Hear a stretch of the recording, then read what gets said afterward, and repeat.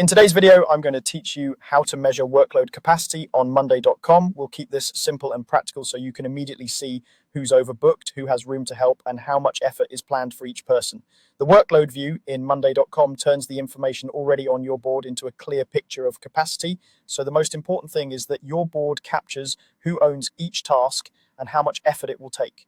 Start by opening Monday.com and heading to your board. Choose the board that stores the work you want to monitor, like your project or sprint board.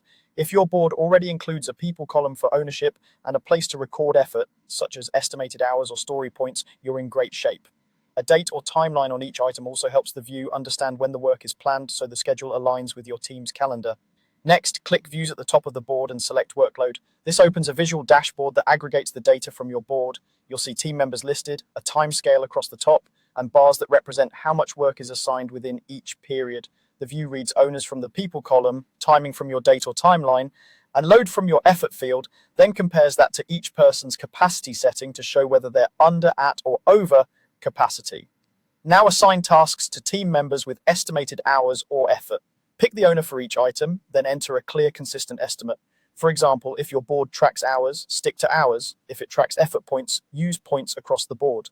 As you add owners and estimates, and as your items include dates, the workload view updates automatically. This lets you see the impact of each assignment in context within the week or month the work is scheduled.